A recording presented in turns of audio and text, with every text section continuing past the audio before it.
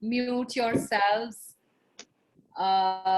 Please make sure it's your wish whether you want to keep your cameras on or you want to keep them off. It may be better sometimes to keep your cameras off because they're less Wi-Fi.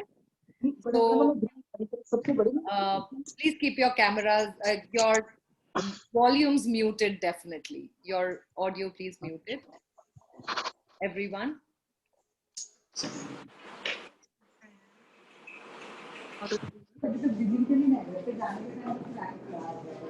Your audio is muted.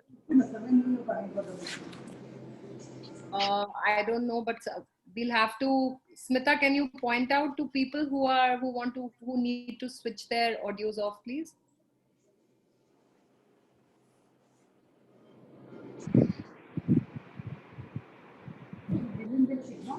Hello. When is coming for the bidding, sir?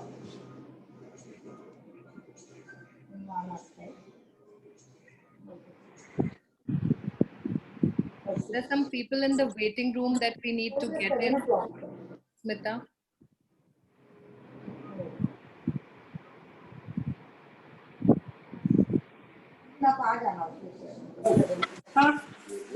Smita, are you ready with the recording? Can I start? Yes, please. अब चाय P के फिर ले जाना. Okay. So, welcome everyone.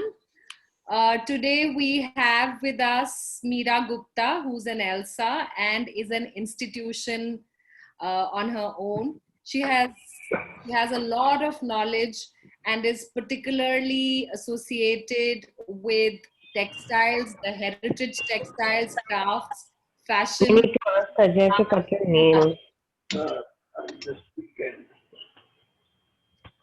Maybe any morning if you're up and he's sitting here. Could I please request everybody to put themselves on mute?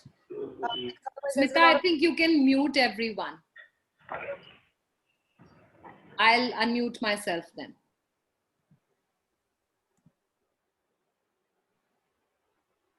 Everybody is muted. Okay. So once again, welcome everyone. Today we have Meera with us. Meera Gupta is passionately interested in textiles and the heritage of Indian textiles, craft, fashion, and art and culture. She has been a curator as well as a designer, and she has worked with Fab India, which we all have grown to love since our LSR days, because their flagship store was right across the road in N Block, and most of us got our first sense of dressing up ethnic in college from Fab India, and a brand that most of us still passionately like and follow. She's also been associated with Good Earth, Jaipur, and she was one of the curators for the Swadesh Bazaar, which accompanied the Grand Ambani wedding. This particular bazaar was showcased to guests like Jeff Bezos, Hillary Clinton, and Jeff Koons. So over to Meera. We really welcome you, and we are very, very happy to hear you out today.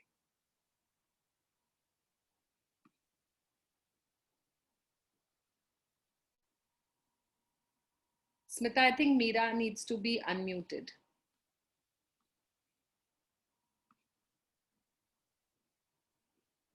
I've asked Meera to unmute herself. Meera, I've asked you to unmute. I've done that. So hi everyone, I'm delighted to be here. You know, I was in LSR from 75 to 80. I did my English honors and then my postgrad in English. And then I was a lecturer for a few years before I turned to design, which is my core passion. So today I'm going to speak about the influence of Indian textiles on global history. Craft is a very wide topic. So, you know, I can't possibly tackle all the crafts of India. So I'm going to concentrate on the ones that actually went west and influenced history both in Europe, America, and the Far East and in India. Can we go to slide 1? So this is, as you can see, this is a Mughal miniature, and it dates from 1590, and it shows the Prophet Idris introducing mankind to the concept of wearing tailored garments instead of skins. And the court artist who painted this imaginary scene shows Idris presenting bales of cloth to men dressed in furs, as you can see on the left. The lower half of the painting shows stages in the production of cotton. Can all of you see that? Obviously, the artist who painted this drew inspiration from activities he saw going on around him, like washing cotton, preparing the warp, and weaving on a pit loom. Can we go to the next slide? So all these processes that I mentioned are still carried out in India today, where despite industrialization and the opening of global markets, millions of people are still involved in craft.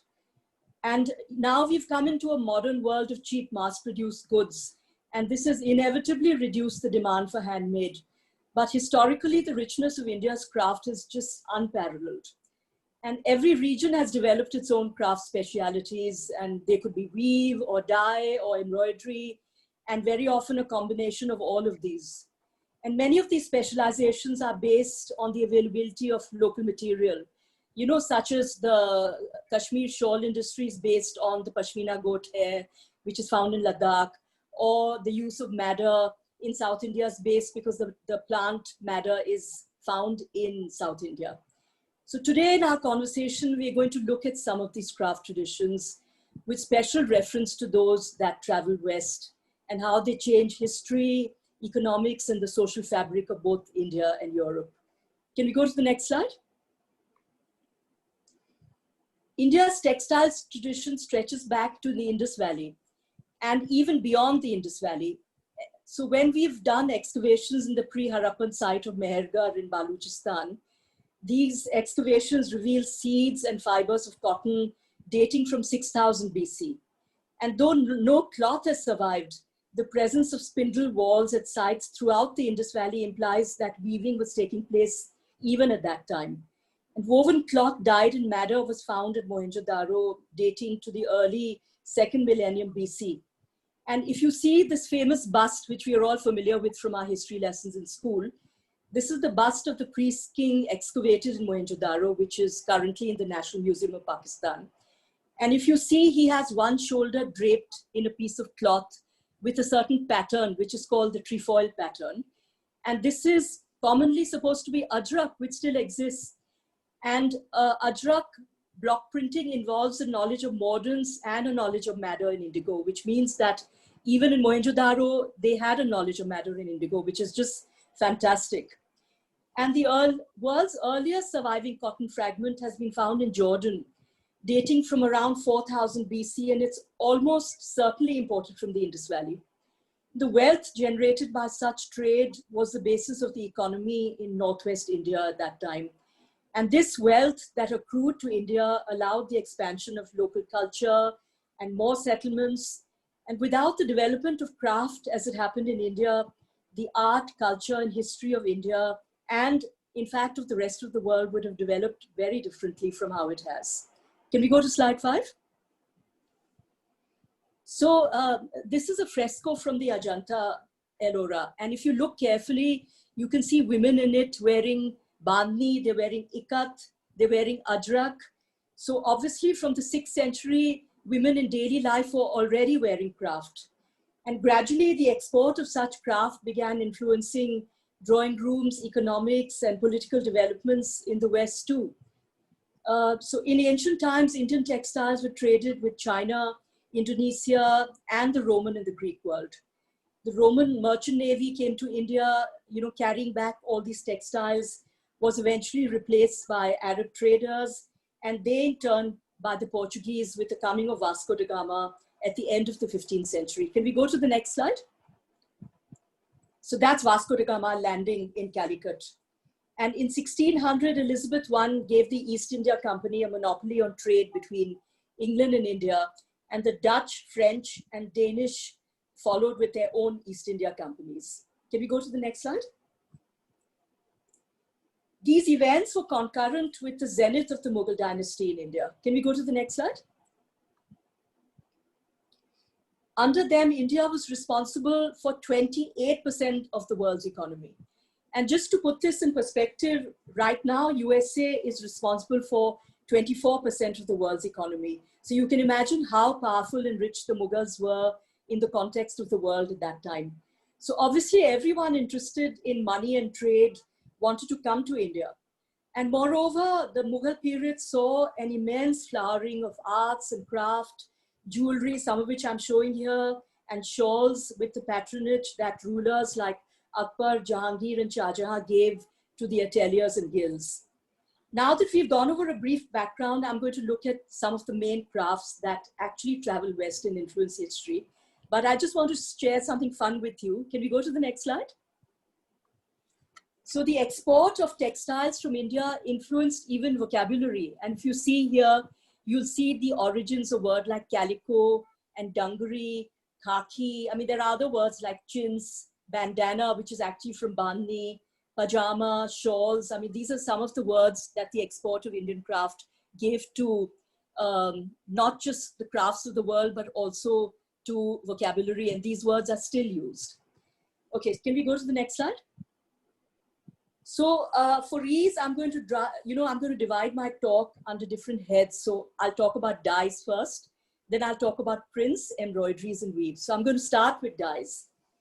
So indigo actually is the oldest dye in the world, and the history of indigo is as old as time itself, going back to Mohenjo-daro, as I had mentioned 5 minutes ago. But it's a shockingly troubled history for what is fundamentally just a plant, but it's a miraculous plant. The green leaves of indigo are fermented and treated to turn into a dye which permanently colors fabric. And how the first Indian dyers managed to discover the secret of transforming this green plant into the rich blue dye remains a mystery. Historically, the best quality of indigo was cultivated in India, even though it was being cultivated in other countries. India was also the earliest major center for its production and processing. Next slide. India, used as a dye, made its way to the Greeks and the Romans, where it was valued as a luxury product. And this slide is actually showing the trading of indigo in Rome. The association of India with indigo is reflected in the Greek word for the dye indicon. And the Romans Latinized the term to indicum, which passed into Italian and eventually into English as the word indigo. Next slide. Indigo remained a rare commodity in Europe, and it was so rare that they actually called it blue gold until Vasco da Gama discovered the sea route to India, making indigo available to the common man and thus fueling demand. Following the British East India Company's annexation of Bengal after the Battle of Plassey, Indian peasants were forced to grow indigo instead of food in slave-like conditions, as you can see in this picture. It is entirely possible that this led to the Great Bengal Famine, which is called the greatest genocide in history. Can we go to the next slide? In the New World too, slavery was hugely related to the growing of indigo, causing intense suffering. And this slide shows a painting by the Singh twins, who are these Indian, two twins of Indian origin, but they live in England and they paint contemporary paintings, but in miniature style. And this is their painting of Mumtaz Mahal in indigo. I mean, it's very interesting because you can see that she's wearing blue jeans. And instead of carrying a diamond in her hand, she's actually carrying a piece of indigo. And this whole painting shows metaphorically the value of indigo, because I mean, Mumtaz Mahal, instead of being shown in her robes, is actually being shown in blue jeans. I mean, I just love this painting. And if all of you are interested, you can check out the other paintings by the Singh twins, because she's done this whole series of paintings about Indian craft, which are absolutely remarkable. So the importance of indigo vanished as cheap synthetic dye equivalents were invented in the 19th century. But it had already caused enough mayhem and suffering by then, and actually changed the world. Can we go to the next slide? Okay, now I'm going to talk about the other dye from India, which was as famous as indigo, but it was like a shy little sister, because indigo is bright blue and madder gives you a lovely pink, getting to red. It's just the most beautiful color. It's also as ancient as indigo, and in fact, madder dyed textile fragments from the Indus civilization date to around 3000 BC. A madder-dyed belt was found in Tutankhamun's grave. So imagine, so it was being exported from India to Egypt even at that time. And archaeologists have unearthed madder-dyed fabrics in ancient China. Can we go to the next slide? So madder is used to make a pigment called madder lake, which has been used in art and manuscripts extensively. And the dye has been used to color fabric, carpets, wool, and leather. And as you can see in these pictures, you can see a carpet dyed with leather. You can see a painting which uses madder lake.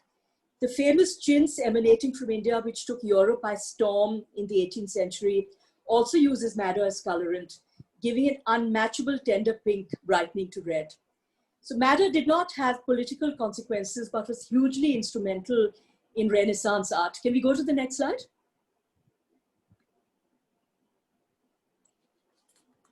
So these are some of the, I think I just showed you some of the Renaissance art that use madder lake. So by the 1860s, chemists discovered how to manufacture synthetically. So sadly, madder and indigo now are used only in an artisanal context. And Ajrak dran traditionally, which is actually available at Fab India a lot, traditionally still uses madder and indigo. So now I'll go to my next section and I'm going to talk about chintz, which is probably the most famous export from India of textiles ever. So the textile with the most enduring association with European trade is undoubtedly chintz. Made in abundance in India for foreign markets in the 17th and 18th centuries, these fabrics use the kalamkari technique, whereby an artist drew designs on cotton with a kalam pen containing mordant and then dipped the textile in dye. They combine motifs of fruits and birds with patterns from English embroideries and Chinese decorative motifs. And you can see some of them here in this slide. Can we go to the next slide? Chintz quickly became a rage in England and France because it allowed ordinary people to wear colorful and richly patterned fabrics without paying the price of silk. And high-profile tastemakers such as Madame de Pompadour in France adopted it for dress and furnishings. And just to put this in context, you know, at that time, people in England and Europe were wearing just wool and linen, and it was not washable.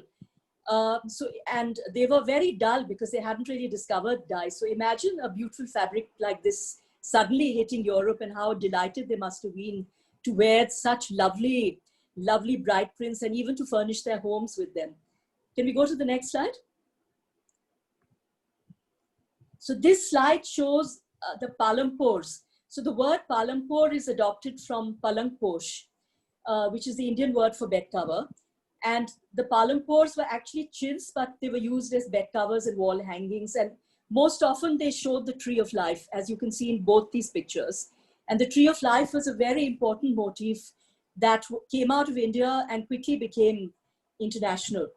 So bullion was sent to India to trade for chintz, which was then shipped to Indonesia, where some of it would be traded for spices, which was sold with the remaining textiles for bullion. So the three-way trading trips could start all over again. So, you know, very often when we read history, we think that the West came to India for spices, but actually that was not so. They came for textiles and mainly chintz, and then these were traded against spices with the Far East. And most of this cloth that went west was sold as piece goods, lengths of fabric in standard yardages suitable for a dress. Can we go to the next slide?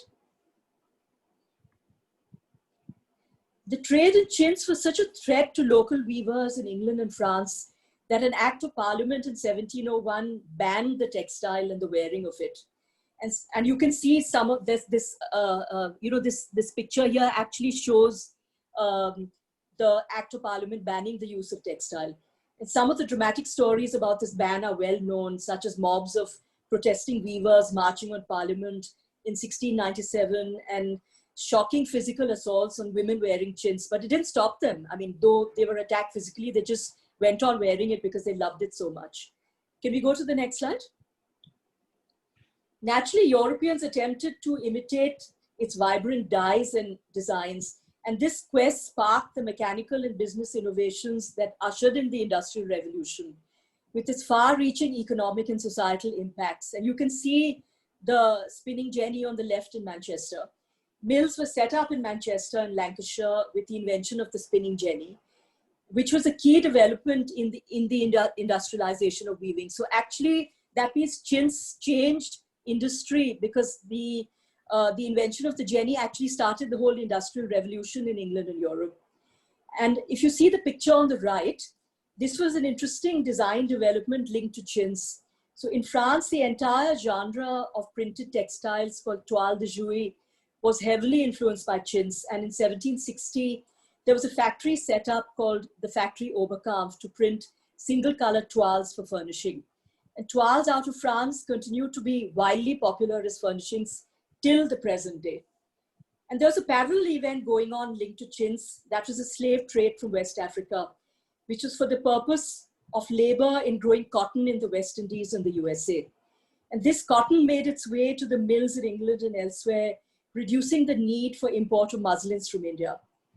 So all these developments that I've mentioned eventually reduced India's textile trade to a fraction of its former scale. And by the end of the 1850s, cloth was being sent, instead of from India to England, from England to India. And the effect of this reversal of trade went far beyond the purely economic. It affected the subsequent history of South Asia and the world as a whole. It made the East India Company, most of all, incredibly rich and powerful in India, with consequences we are all aware of. And I'm going to loop back to this point a little later in my talk. So literally, chintz changed India and world history. I mean, which is a very, very sobering thought. So I've stopped one part of I've finished one part of my talk. Are there any questions at this point? Anu, I'd like to welcome some questions at this point, because I can see some people are asking questions, which they'll forget later. Okay. So do you want to, or do you want to wait till the end? I wait till the end. I think people can post their questions whenever they have, and we can take up all the questions in the end, Meera. Okay, can we go to the next slide? Yes, please. Everyone, please post your questions in the chat and we'll take it up in the end. Okay, now I'm going to talk about the most famous of embroideries from India, which is the Kashmir shawl, and which personally I love, and I'm sure all of you do also. So the Kashmir shawl's history goes back at least to the 13th century. And these shawls have always been marketed to the ruling elite and foreign markets. And they were originally devised as a covering for men when they evolved in the popular culture of India, Europe, and the USA's indicators of nobility and rank. They were heirlooms. They were used in coming of age ceremonies. They were also used in interior design, you know, to cover beds or to be used as wall coverings. And I mean, this is a very vast topic, but I'm going to deal with it in a very brief way because we don't have a lot of time today. Can we go to the next slide? So broadly, there are two kinds of Kashmir shawls. And if you see on the left, that's a Kani. The Kani shawl uses the twill tapestry technique of weaving, but it's different from tapestry weaving because the loom is horizontal instead of vertical. And its operation is closer to brocading. And designs are highly intricate, such as the buta, you know, which now we call the paisley. And very often a Kani shawl can take something like 2 to 3 years to weave. And nowadays we call them jamevar, but actually the correct terminology is Kani. And if you see the picture on the right, that's an embroidered shawl. Embroidery actually is a form of meditation in Kashmir. And like the Kani, a detailed shawl could take a year to produce. And the finer ones are mostly on pashmina using needles. And so you have the fine shawls on pashmina, and you have shawls which are cheaper, which are on wool. And there, instead of using a very fine needle, you use a needle called the sozni, you know, which does less fine embroidery. Kashmir shawls were given enormous patronage by the Mughals, starting with Akbar, who reportedly enjoyed wearing 2 shawls simultaneously. Those are called doshalas. And they were an important part of the Killat ceremony, where the emperor made presents of apparel to favored courtiers. Can we go to the next slide? The East India Company became aware of the value of shawls in the early 17th century, and officials started taking them back as gifts for their wives and girlfriends. And later in France, the pashmina gained status as a fashion icon through Empress Josephine's enthusiastic use. That's a picture of her on the right. wearing a pashmina shawl as a dress, eventually serving as a status symbol through Europe. So do you see this picture on the left? These were called fashion plates, which were like the Vogue or the Elle of those days, where women referred to them, you know, to decide what was in trend. So do you see all of them are wearing Kashmir shawls? Can we go to the next slide? So there was a time when scarcely a portrait where the sitter was not wearing a Kashmir shawl was painted. Look at all these lovely pictures.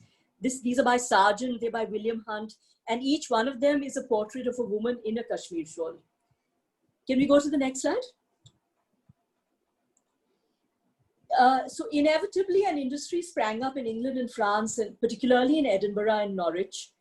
And after 1808, manufacturing focused on the town Paisley, which is a town in Scotland, which produced passable imitations of the Kashmir shawl, but at a much cheaper price because it used the jacquard instead of a hand weave.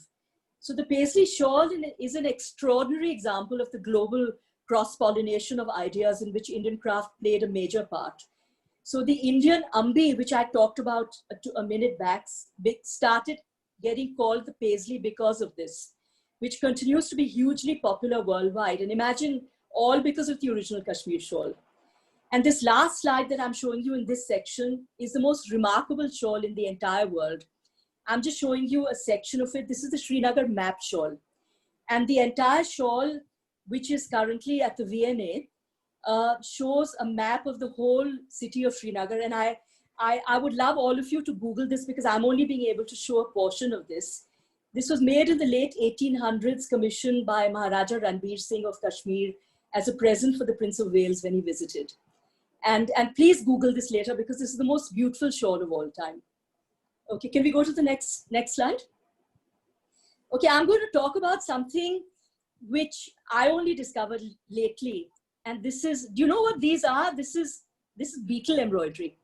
So beetle wing art is an ancient craft technique using iridescent beetle wings practiced traditionally in Thailand, in Myanmar, India, China, and Japan. And it was common in some of the ancient cultures of Asia to attach beetle wing pieces as an adornment to paintings, textiles, and even jewelry, which is actually still made. Different species of metallic wood-boring beetles were used depending on the region. This embroidery was particularly popular in Mughal India. And when the English colonies saw it, they adopted it with enthusiasm, as they did much of our craft. In traditional Indian embroidery techniques, beetle wings appear to be universally embroidered along with rich metals. I mean, we would call it zardozi, and are considered a feature of metalwork embroidery, as you can see in this picture. In surviving examples of Indian beetle wing embroidery, they are without fail accompanied by gold work. Eventually, more and more commerce grew around exported beetle wing embroidered textiles, and it was common to be able to purchase pre-embroidered panels and sew fashionable dresses. Eventually, the do-it-yourself craze hit, and actual beetle wings themselves were imported into England for women to embroider dresses, shoes, and reticules. You can see a pair of shoes on top. And Victorians, with their preoccupations with the grotesque, loved jewelry made from beetles. Can we go to the next slide? The beetle wing embroidery reached its zenith when it was part of the embroidered peacock dress worn by Lady Curzon for the second Delhi Darbar.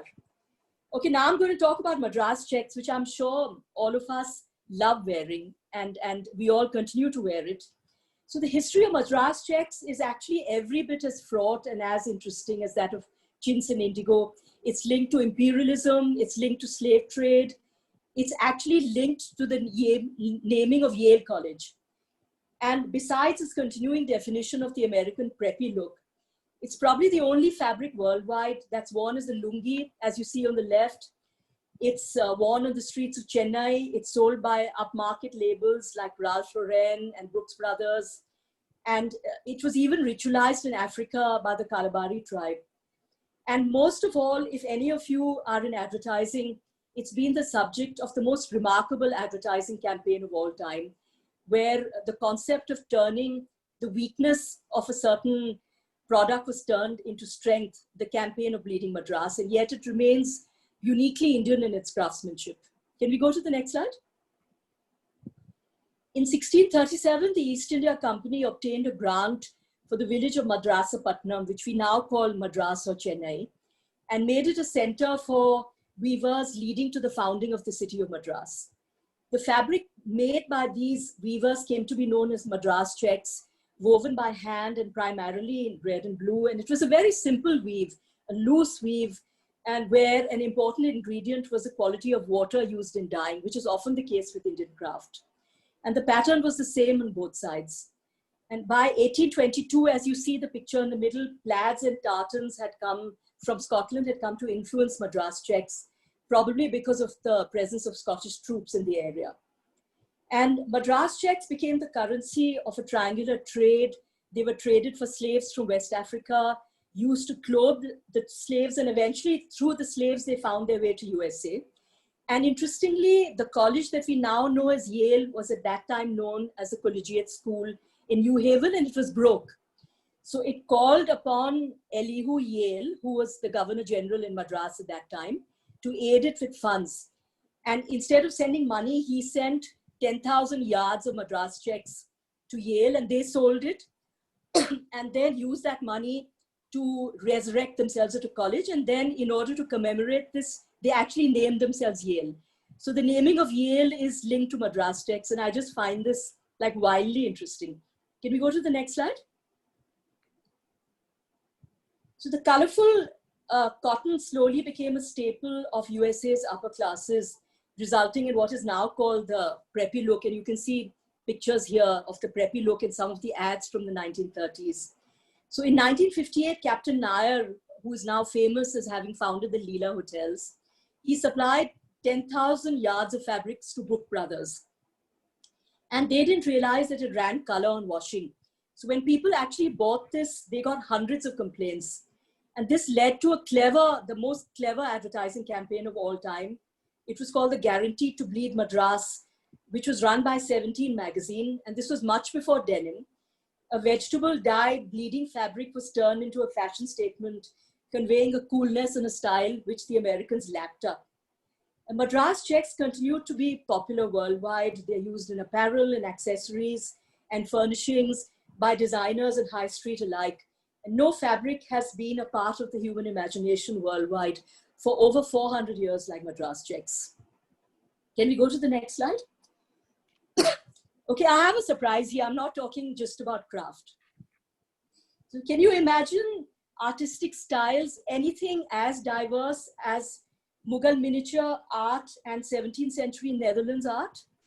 But at a remarkable point in history, these two schools actually came together. And this was in the art of Rembrandt, who was one of the most famous artists of all time. So trade between Mughal India and the Netherlands from the late 16th through the 17th century meant that there was an exchange of artistic ideas between the two countries. And this artistic interchange was encouraged by Jahangir, who had an intense curiosity about culture. And the reverse was also happening, where merchants of the Dutch East India Company carried back classical Indian art. So Rembrandt seems to have seen some of this Mughal miniature art and seems to have been very inspired. So he eventually produced 23 artworks. And if you notice, the colored pictures here are the original Mughals, and the black and white ones are actually paintings by Rembrandt. So he left out the European influences in Mughal art, such as the angels and the Christian iconography, because he was obviously interested in what was novel and not familiar. And he drew these on Asian paper for authenticity. And all of these can still be seen in the Rijksmuseum in Amsterdam, you know, all 23 of these works. And I find this one of the most remarkable of international fusions, and Indian miniature art was actually responsible for this. Can we go to the next slide? So now I'm going to talk a little about the Swadeshi movement, and now I've spoken of the main trends in the East-West exchange of art and craft. I'm going to loop back to the point in history where British import of textiles into India killed Indian craft and forced craftsmen into penury and destitution. Can we go to the next slide? So the plight of the weavers and Indian textile mills galvanized the Swadeshi movement, and rising discontent with British rule was spearheaded with Indian mill owners calling for support of the indigenous industry from the 1850s. Swadeshi urged the Indian population to boycott foreign textiles and goods, and in 1896, protesters in Bombay publicly burnt foreign cloth, as you can see in this picture. The nation was encouraged to wear Indian fabric, an ideology that fueled the nationalist movement in the ensuing years. Can we go to the next slide? Khadi was elevated into a symbol of defiance and freedom by Gandhi in the 1920s. Informed by the Swadeshi boycotts and having read about the economic impact of the Lancashire mills on India's textile industry, he declared that foreign cloth should be totally banned. And he called for the Indian people to take up spinning yarn and weaving and wearing khadi. And as the movement intensified, the visual impact of Gandhi in khadi became a powerful tool of protest. And in this picture, interestingly, Gandhi visited the Lancashire mills in 1931 to be greeted not with anger, but with immense love by the mill workers. And that was a tribute to his international standing. And eventually the Gandhi spinning wheel was incorporated into the flag for the nationalist movement. And India became independent in 1947, as all of you know. So can you see the miracle of this? Textile was responsible in many ways for the takeover of India by England. And textile was responsible in many ways for the gaining of independence. So we've actually looped back. I mean, that is a remarkable thing about Indian craft. So can we go to the next slide? So I'm going to just spend 5 minutes talking about craft in India today, which I, in my own career, have been widely associated with. So there is marvelous work being done in craft currently by designers. There's Brigitte Singh in Jaipur, you know, this picture that you see on the bottom. She has revitalized block printing after being inspired by a fragment of a Mughal poppy design, which was given to her by her father-in-law. Kashmir Loom in Nizamuddin produces very high quality Pashmina shawls. Rahul Jain produces woven silks after making an intense study of Mughal and Safavid silks. That's a picture by him on top. And his weaving is so complex that it takes 3 craftsmen 3 months to weave the entire piece. And Sanjay Garg, extreme right of Raw Mango, has done much to revitalize chikankari and Banarsi brocades. Can we go to the next slide? Constant adaptation of Indian skills continues to make an international impact, but the emphasis has actually shifted from the appreciation of hand-woven to handmade embellishment. The Belgian fashion designer Dries Van Noten started working with Kolkata-based craftsmen in 1987, and for him, actually, made in India was a mark of prestige, and he publicly acknowledges his sources. But there are other designers such as Lagerfeld, Gaultier, and Oscar de la Renta who've created collections inspired by India's textiles and culture, but without acknowledgement, since the garments are not finished in India and there isn't really a legal obligation. So such gowns are worn by actresses at the Oscars. They appear on the front cover of international magazines, but there is no awareness of their Indian origin. And this slide, I want to just tell you what it's about. Not many might know that the French embroidery house Lesage actually has an atelier in Chennai, which they started in 1993. And in this picture, you can see a carpet for the Rashtrapati Bhavan being embroidered here. And Lesage actually does embroideries for all the major French houses. So much of the couture that you see is actually embroidered in India, and which we don't know. Can we go to the next slide? So here have you all heard, this is a wonderful example of a label that's coming out of India. This is by Issey Miyake. He does a lot of India-inspired apparel, and I just love this, you know, but he acknowledges his Indian sources. And if you go to the next slide, here is an example of cultural appropriation. So this is the poppy, which I spoke about. It's a Mughal motif with Brigitte Singh. This is her on the left. She revived it. And the picture on the right is the Oscar de la Renta Spring Summer 19, which is actually copied from the Brigitte Singh poppy, but with no acknowledgement. And I feel very sad when I see things like this coming out of India with zero acknowledgement. So, so this is actually my talk. Can we go to the next slide? So I want to say something to all of you. You know, Indian craft stands at a crossroads right now. and especially because of the lockdown, craft has been brought to its knees. So I think educated people like us, I was talking about Swadeshi 5 minutes back. You know, we all take a promise to wear Swadeshi again. I think if we all make a promise that all of us will wear Swadeshi at least a few times in a week, we'll be able to save Indian craft. And so, I mean, I do this, and I'm sure all of you do too, but I urge all of you to wear Indian craft on a daily basis.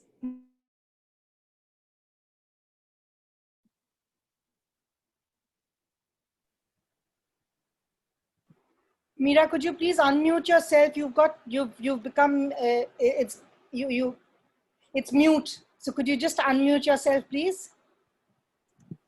Okay, Yeah. so I'll just repeat my last bit. I said that as someone passionate about craft, I would love to see my country and her craftsmen publicly acknowledged, not just in India, but in the international fashion arena, as they have fully deserved through centuries. And so they've survived through centuries, they will survive. But it's up to all of us to help Indian craft. So that's my little talk, you know. So I hope all of you enjoyed it. And I'm very happy to take questions now from everyone. Thank you, Meera. That's really, really wonderful. And it's been a pleasure listening to you. We have all of us, we have, I think for the most of us, Indian textiles really resonate with us. But there were so many things that we hadn't, I mean, even as a student of history, there were like certain things that I hadn't heard of. And this was like truly enriching. It was really, really nice. So, Yeah, so I'm so all, glad you. yeah, absolutely. I'm sorry. So all we have some questions here. Yeah. So Mugdha is here on the chat, and she's also a student of history. And Mugdha asks you that is the Scottish plate inspired by Madras checks? Yes. So, you know, design always is a two-way process. It's never a one-way process. So when Scottish missionaries and Scottish troops were in the area, so the plaids and tartans influenced Madras checks, and Madras checks also influenced the plaids and tartans. So yes, to answer your question, there was a two-way traffic and they both influenced each other. And in fact, you can still see that if you go to Scotland, actually tartans are very interesting because each clan in Scotland has its own tartan. And they're not supposed to wear the tartans of other clans. And you can clearly see the influence of Madras checks. Aditi Misra has raised her hand and she wants to ask a question. We all know she's passionate about Indian textiles.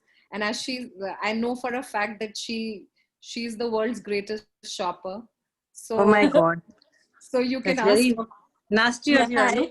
Hi, Meera. I wanted to ask Hi. you, have you written a book? Because this was so interesting.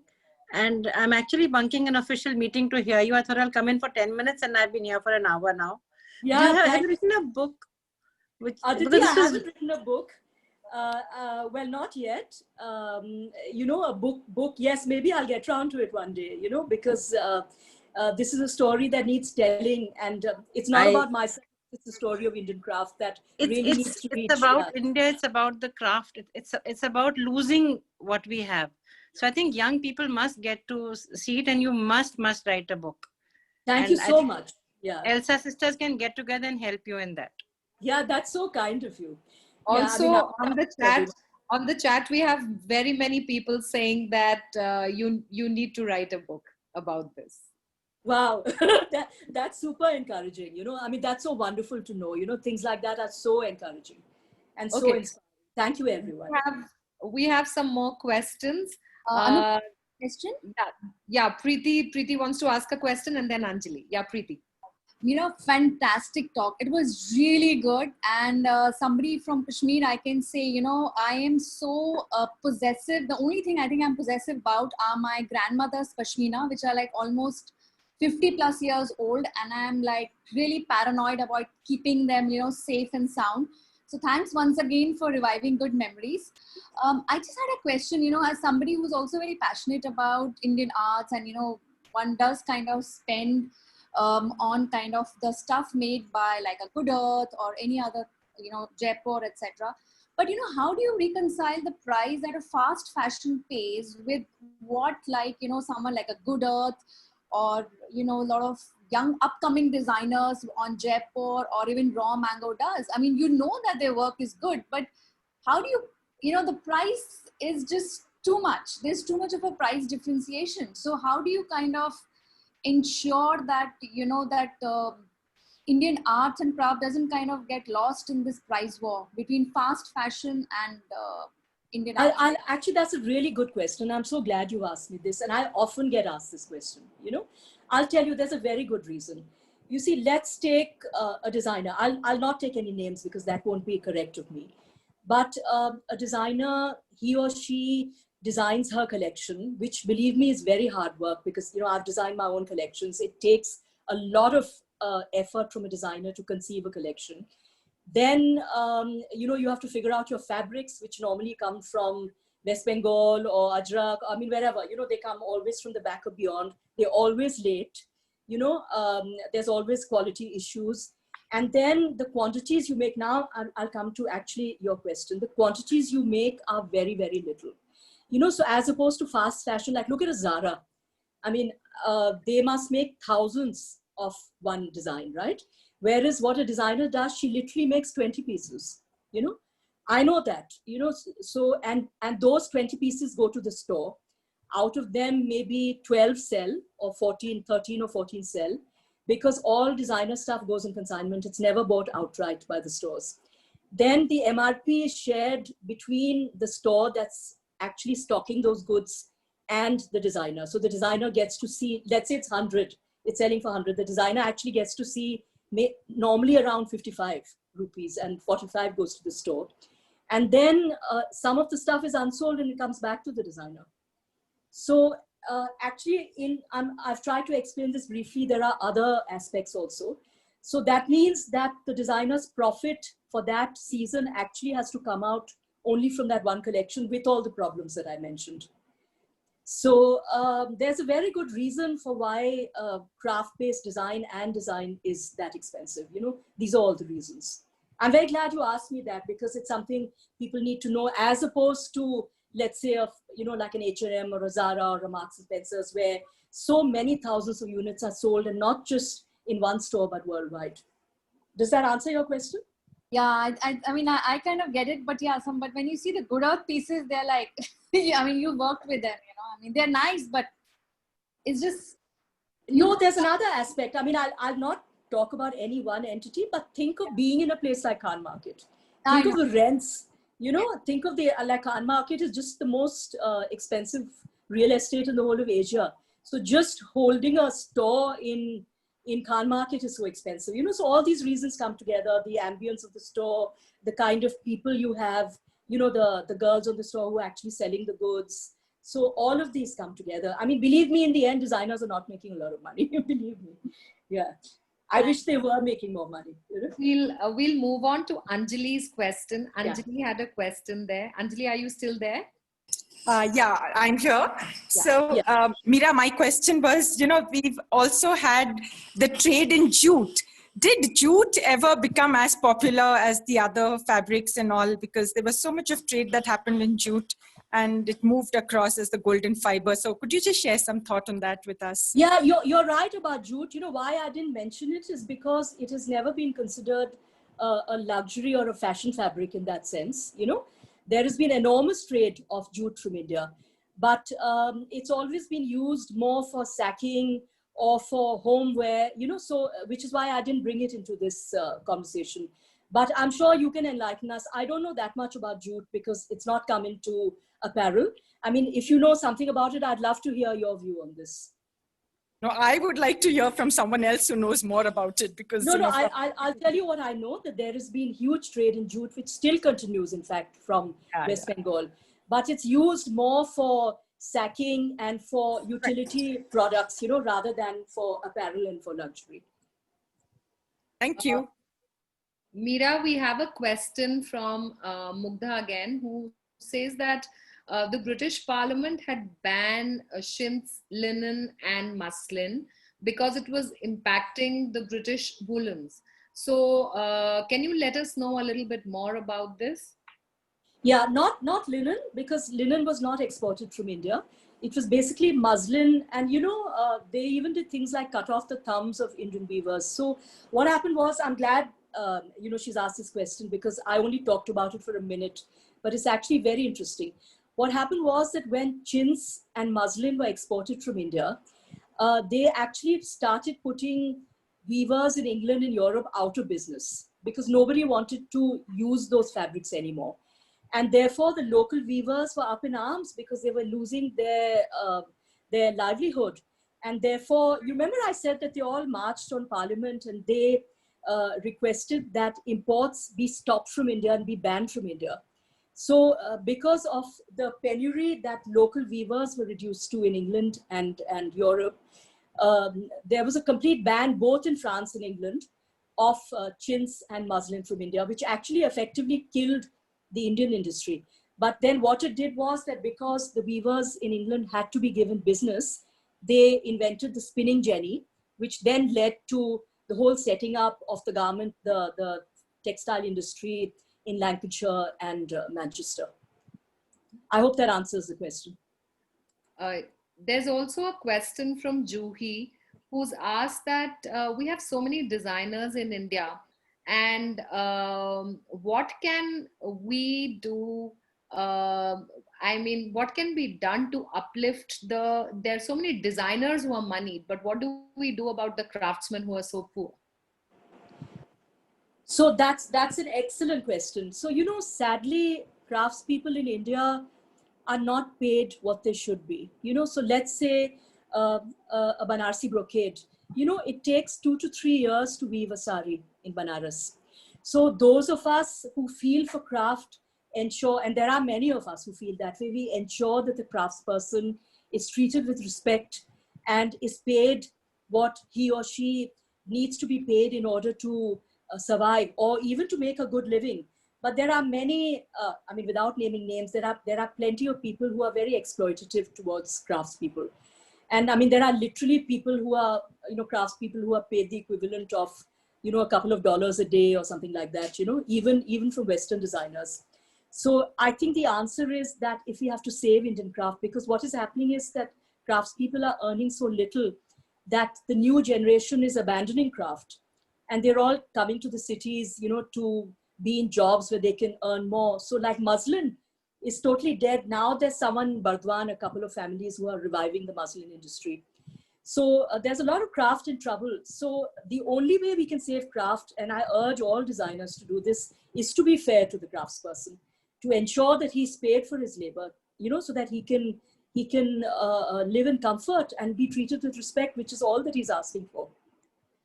So I've done that in my own career. And I would urge everyone else to do that also. And all people who feel for craft, look after the craftsperson. So Meera, there's a question that I want to ask, which is linked to this. You said we obviously cannot name the designers who are exploitative, but you can tell us the names of designers who have good practices in place. And so we as customers can kind of patronize them.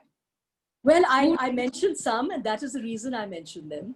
And I didn't mention the one, some others. So Good Earth is very fair to designers, to craftspeople, sorry, very fair.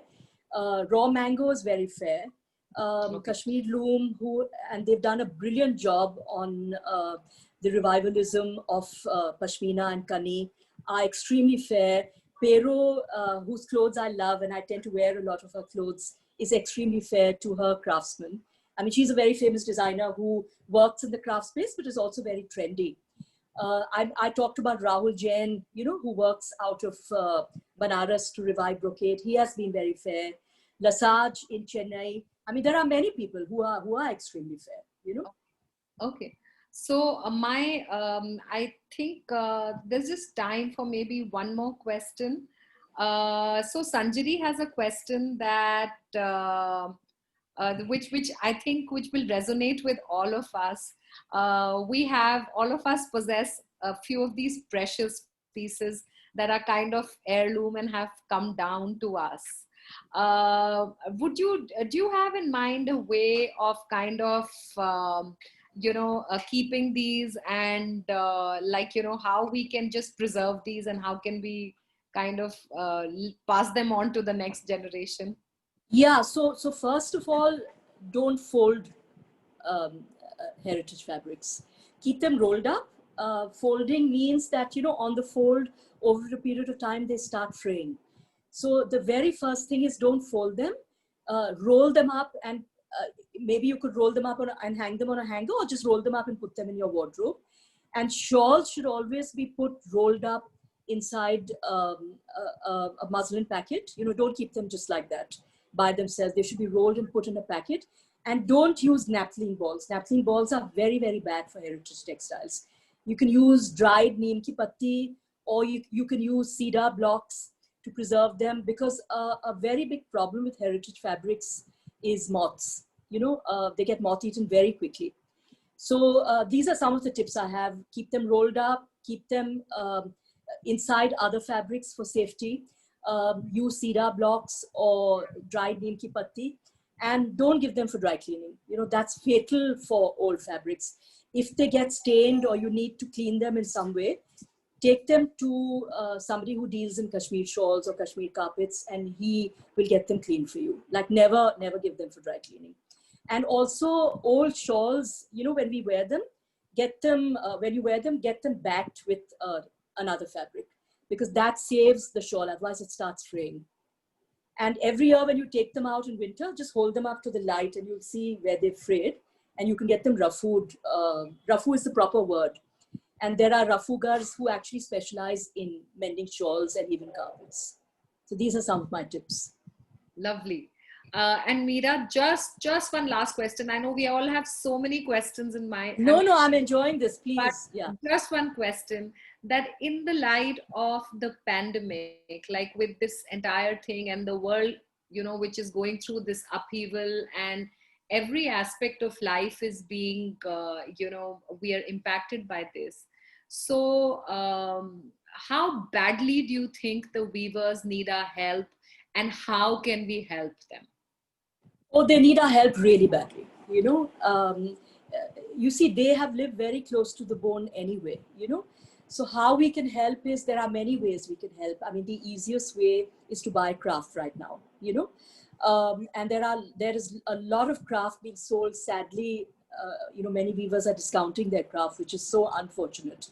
But I think wear craft, it's so easy to go to a Zara and wear something and then trash it because it's such poor quality. Sorry, I'm saying this, but disposable fashion is so easy and so easy to buy, easy to wear and easy to trash.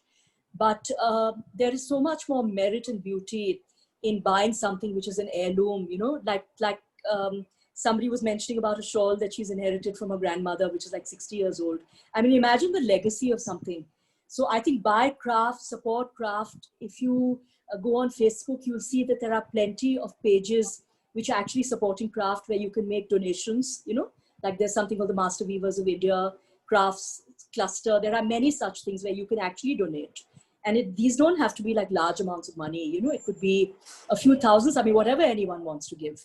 But I think failing that, the important thing is for all of us to make a pledge to wear Swadeshi.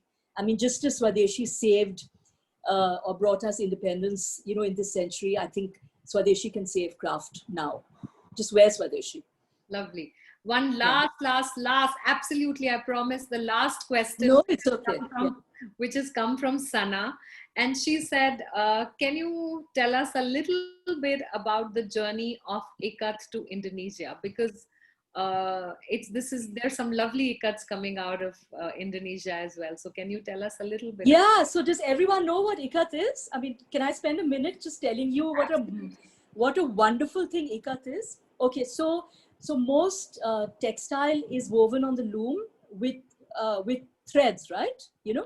But in ikat, the thread is dyed first. So the threads are dyed in various colors.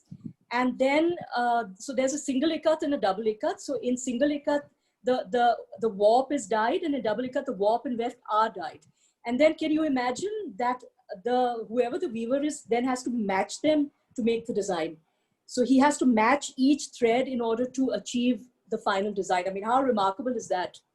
So to answer your question, I had mentioned at the beginning of my talk that a lot of textiles had not only traveled west, they had also traveled east. So ikat, which originated in India, but there is also a tradition of ikat in Cambodia, in Laos, even Japan has a tradition of ikat, some kind of ikat. So I'm not sure. Sorry? Central Asia as well, right? Yeah, Central Asia. I mean, so Central, you're right, like in Uzbekistan, there's a massive tradition of ikat. So, you know, there was trading happening along the Silk Route.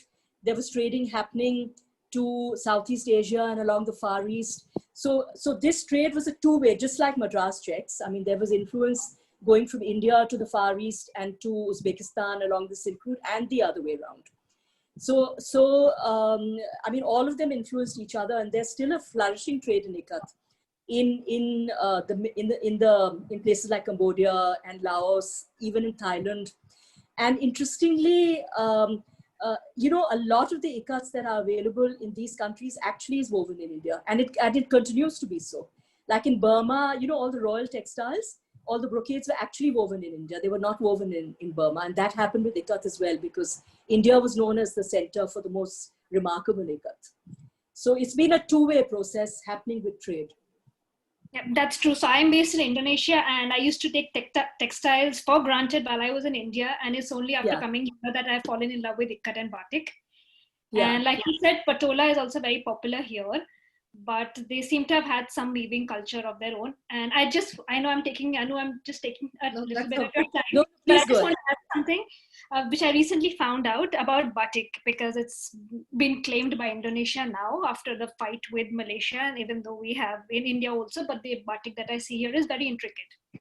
So apparently pieces of batik are given to children as heirloom and told to them, in case you're ever in financial difficulty, you can sell this piece of cloth and, you know, sustain yourself, which is something like I think Indians do with probably gold, which I found very interesting. And with shawls and with Madras checks so fabrics in Africa are traded. I mean, they're considered as heirlooms. Yeah, go on. Sorry, I interrupted you. Yeah, I think that was the only point I was trying to make. So I thought it was really interesting, and I think the batik in Indonesia is lovely. I'm sure you must have seen all of it. It's remarkable, and I'll tell you something interesting which Nalin Tomar told me. I mean, he's a famous, one of the most famous of Indian experts on heritage textiles. So the chintz that I spoke about right at the beginning of my talk was also exported to Southeast Asia, and the chintz actually influenced batik. So if you put an Indonesian batik side by side with an Indian chintz, you'll see the similarities. So that is called coastal batik. So in fact, I did realize the similarity. So the coastal batik is very similar in Indonesia. It's in certain places, Pekolangan and Lasem. It's very much like chintz. Like chintz, yeah. Right. Yeah, but in Jogja and Solo, where it's more ritualistic and all of that, it's slightly different. But in the coastal, it's different. Where you're saying probably they must have traded, so it's very similar to chintz. Yeah, and you're 100% right about that, because obviously the trade must have been the most concentrated along the coast, you know. Yeah. But let's say in a place like Ubud, you know, most of the stores that sell batik, they are very high quality. A lot of it, I think that's more geared towards tourists, but it has a strong chintzy influence. Yeah. These things are so fascinating, you know.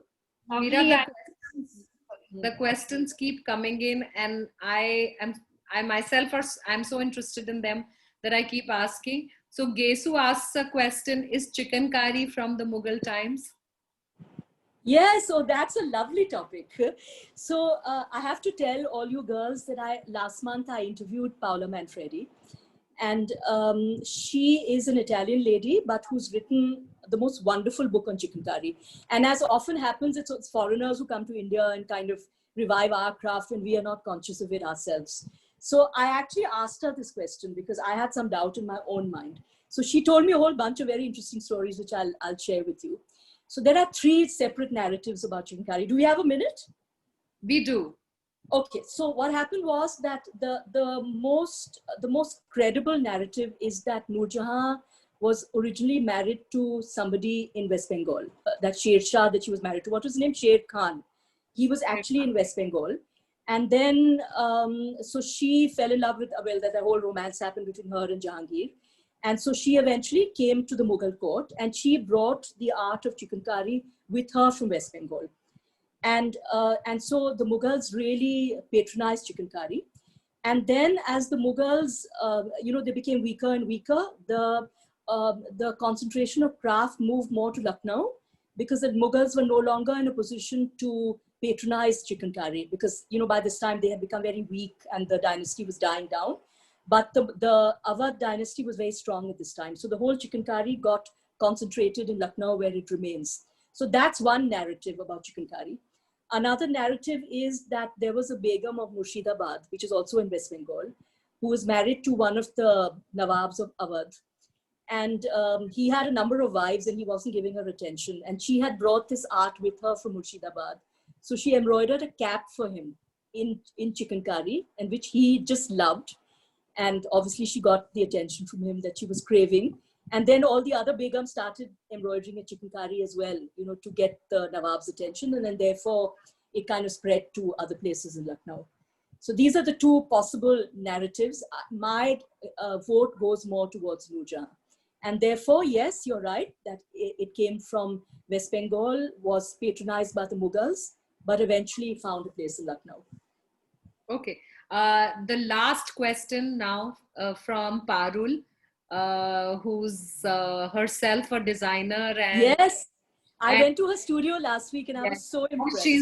She's wonderful. Yeah. For those of us who bought her stuff, like Basic Design is patronized by a lot of us. Yeah. Parul, you're on mute. Okay. No. What I wanted to speak about, I'm so passionate about fabric, textile. It's more my own thirst for it. Yeah. Okay.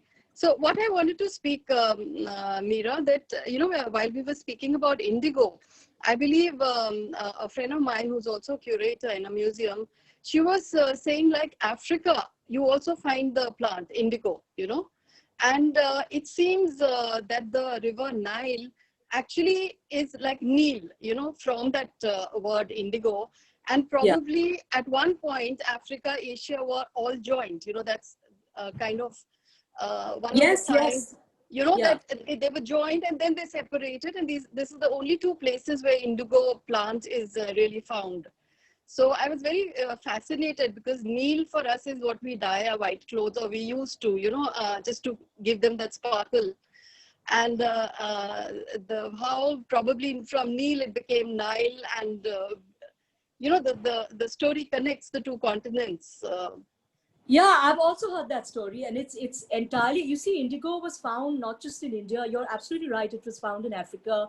It was found in South America, in some of the colonies, like, that whole West Indies thing.